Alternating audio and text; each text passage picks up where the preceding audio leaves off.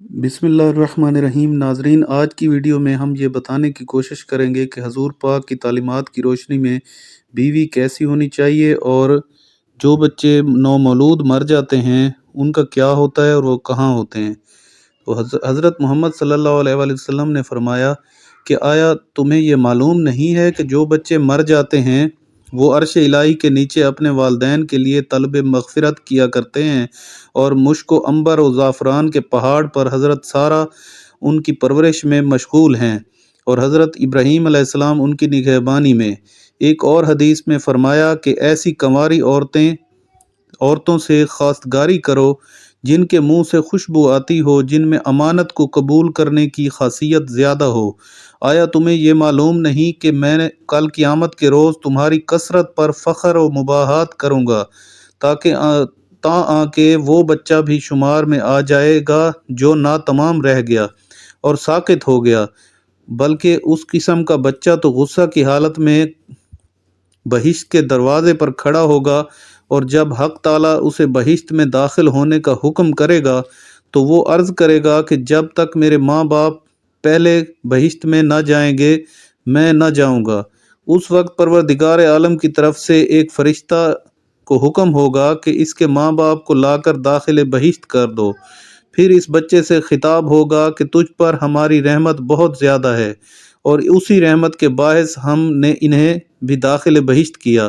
دوسری حدیث میں ہے کہ ایک شخص حضرت رسول اللہ صلی اللہ علیہ وآلہ وسلم کی خدمت میں حاضر ہوا اور عرض کیا کہ میری زوجہ اس قسم کی ہے کہ جب میں گھر میں آتا ہوں تو میرے استقبال کرتی ہے، جب باہر نکلتا ہوں تو مشایت کرتی ہے، جب مجھے غمگین دیکھتی ہے تو دریافت کرتی ہے کہ کیا فکر ہے، اور کہتی ہے کہ اگر فکر معاش ہے تو خدا تمہاری اور سب بندوں کی روزی کا کفیل ہے، اور اگر فکر آخرت ہے تو خدا اس فکر کو اور زیادہ کرے۔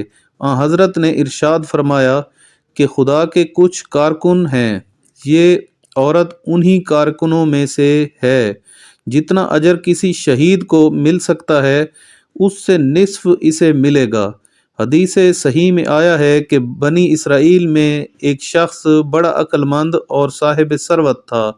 اس کا ایک بیٹا ایک ایسی بیوی سے تھا جو عفیفہ اور صالحہ تھی، اور یہ لڑکا شکل و شمائل میں اپنے باپ سے بہت مشابہ تھا، اور دو بیٹے دوسری بیوی سے تھے جو صاحب عفت نہ تھی۔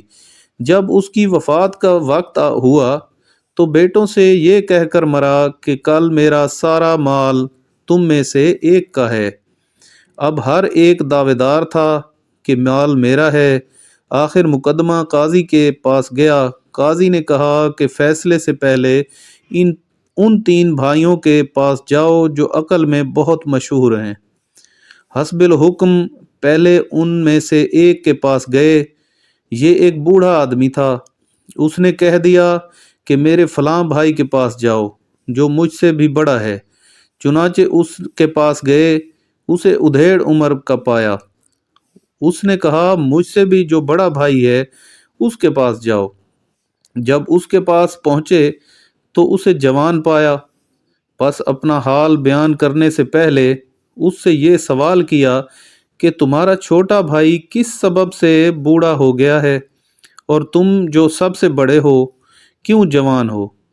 اس نے کہا کہ میرے چھوٹے بھائی کی عورت بہت بد ہے، اور وہ اس کی بدیوں پر صبر کرتا ہے، اس خیال سے کہ وہ کسی اور ایسی بلا میں مبتلا نہ ہو جائے جس پر صبر نہ ہو سکے۔ یہی وجہ ہے کہ وہ سب سے زیادہ بوڑھا معلوم ہوتا ہے۔